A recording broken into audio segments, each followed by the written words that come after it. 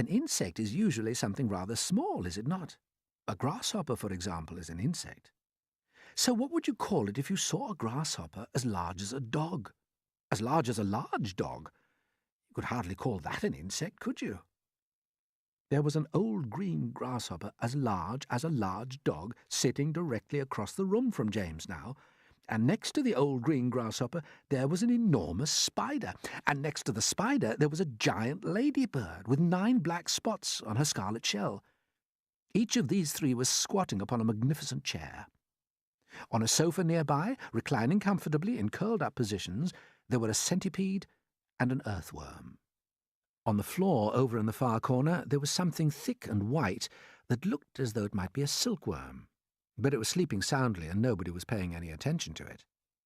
Every one of these creatures was at least as big as James himself, and in the strange greenish light that shone down from somewhere in the ceiling, they were absolutely terrifying to behold. "I'm hungry," the spider announced suddenly, staring hard at James. "I'm famished," the old green grasshopper said.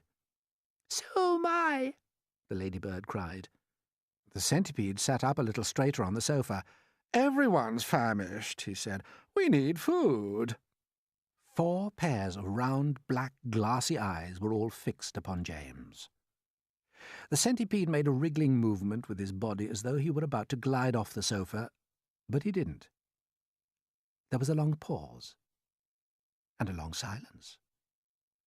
The spider, who happened to be a female spider, opened her mouth and ran a long black tongue delicately over her lips.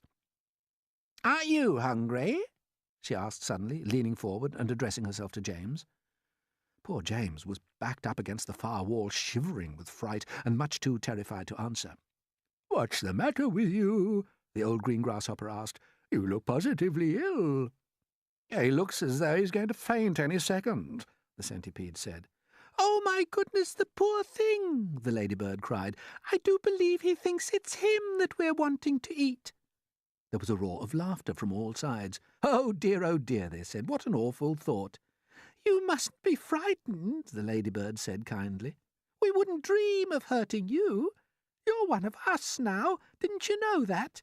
You're one of the crew. We're all in the same boat." "We've been waiting for you all day long," the old green grasshopper said.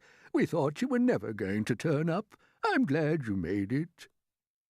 "So, cheer up, my boy, cheer up," the centipede said. "And meanwhile I wish you'd come over here and give me a hand with these boots. It takes me hours to get them all off by myself." James decided that this was most certainly not a time to be disagreeable, so he crossed the room to where the centipede was sitting and knelt down beside him. "Oh, thank you so much," the centipede said. "You're very kind." "You have a lot of boots," James murmured. "I have a lot of legs," the centipede answered proudly, "and a lot of feet, 100 to be exact." "Oh, there he goes again," the earthworm cried, speaking for the first time. "He simply cannot stop telling lies about his legs. He don't have anything like 100 of them. He's only got 42. Trouble is that most people don't bother to count them. I just take his word. And anyway, there's nothing marvellous, you know, centipede, about having a lot of legs." "Oh, poor fellow," the centipede said, whispering in James's ear. "He's blind. He can't see how splendid I look." "In my opinion," the earthworm said, "the really marvellous thing is to have no legs at all and to be able to walk just the same." "You call that walking?" cried the centipede. "You're a slitherer, that's all you are. You just slither along."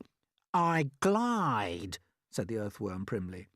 "You're a slimy beast," answered the centipede. "I am not a slimy beast," the earthworm said. "I am a useful and much-loved creature. Ask any gardener you like. And as for you, I am a pest," the centipede announced, grinning broadly and looking round the room for approval.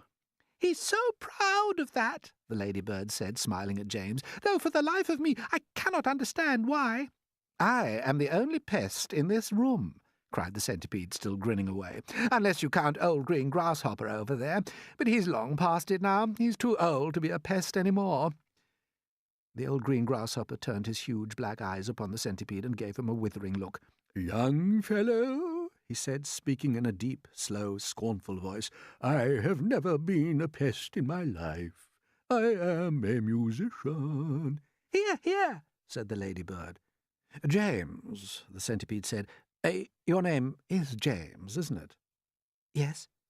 "Well, James, have you ever in your life seen such a marvellous, colossal centipede as me?" "I certainly haven't," James answered.